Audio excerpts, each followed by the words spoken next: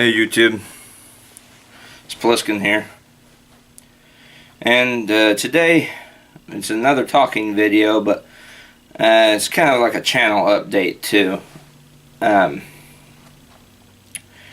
What I'm talking about channel update wise is I'm going to start doing more videos up here when we aren't able to go out and go shooting, or when I need to talk to you guys, or if I need to show off something or talk about something that doesn't require a whole lot of space to move around. The whole reason I've been using the garage for the whole time is simply because everything I've had to do out there, with the exception of maybe one or two, maybe three videos, where the stuff I had to do out there required a lot of space. But I figured if I'm going to do small scale demonstration videos, or if I just need to do a video where I talk to the camera, like a channel update for example, like this, I don't need to be out in the garage. I just come up here and do what I'm doing now. I'm still going to use the garage. I just find it more simpler to come up here if I need to do videos like this. Like I said, the only reason I use the garage is for when I needed to have more space, like the 220 Swift video, for example. The 220 Swift's back there in the gun rack. I needed more space to show it off, have it up on the table. Up here, there's a lot of stuff up on these tables. Like, look at this table, for example. There's a press here, brass, dies.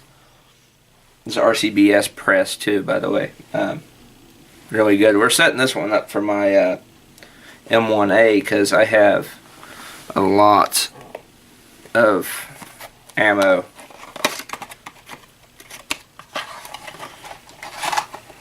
That needs to be reloaded. This is just a little bit of it, but I have 3 boxes over here and tons of loose shells. The loose ones being the surplus ammo. That's reloadable. But all in all, I will be doing more minor videos up here. There's still a bunch of snow out on the ground. It's ankle. Comes up past your shoes almost. That is what it is, and I think we're supposed to get more. So trigger time and out shooting videos and stuff, like shooting at the range type videos, those are going to be on hold until probably March or something, just whenever the snow decides to melt. But another thing I came up here to talk about today was the other night I put up some pictures of my M1A with a bipod on it, and I've come to a more cost-effective way of mounting a bipod to my M1A, and it involves this type of sling swivel stud. That's called a machined sling swivel stud, and this one's alright, but it needs to be a little bit longer to fit inside the threaded hole there that used to hold the original sling swivel ring here. I had originally decided, or thought about, my M1A's not going to sit up here. I'll just hold on to it then. Have it set right there. I was originally going to get one like this, but with the pick rail. But I figured, like, those cost $40 or more, some of them. So I figured, why would I go that route when I could just get one of these, put it in the threaded hole down there where that used to hold the original mount, and save myself some money. Because the bipod I had in that video was a Harris bipod 6.9. It's at 6 inches right now. 9 when those are fully extended. Great bipod, by the way, but that one is not mine. That belongs to my dad. It goes on his Encore. There, I got my M1A to set up now. That goes to his Encore, so I can't.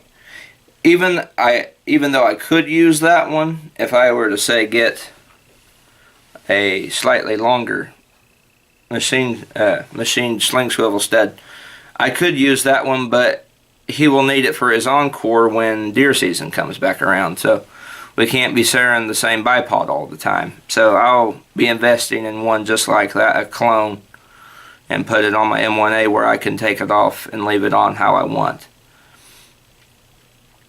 So that's how that's going to go. The scope and the scope mount, that's still a future investment, because the scope I'm currently looking at, the Vortex Viper PST 4x14 or 414 by 50 millimeter, I believe it is, with the front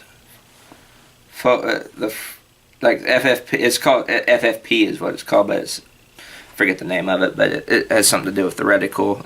Those are pretty expensive, but that's the type of optic I'm wanting for this, with the MRAD type reticle.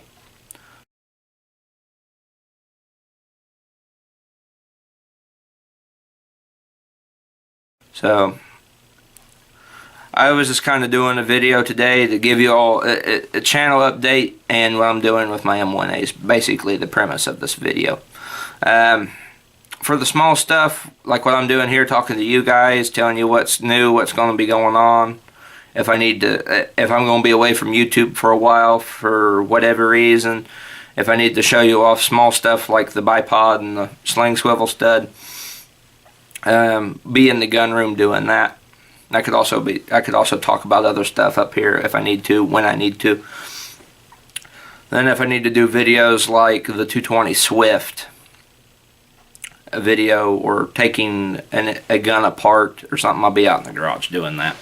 So anyway, I figured I'd just kind of let you all know what's going on, so that way it doesn't, you're not all in the dark when go from the garage to the gun room and vice versa on different things, and kind of let you know what I'm doing thus far and how my M1A is coming about. Well, anyway, subscribe, rate, and comment.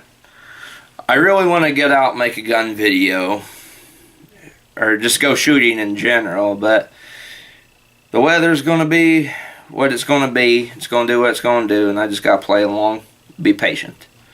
Hope to be out shooting this spring, 500 yards. I might not be doing it with my M1A, but I'll probably be doing it with one of the bolters back there. Maybe take my 243 for a ride at 500 and see how well it does on that gong. That'd be one hell of a video. Anyway, see y'all later.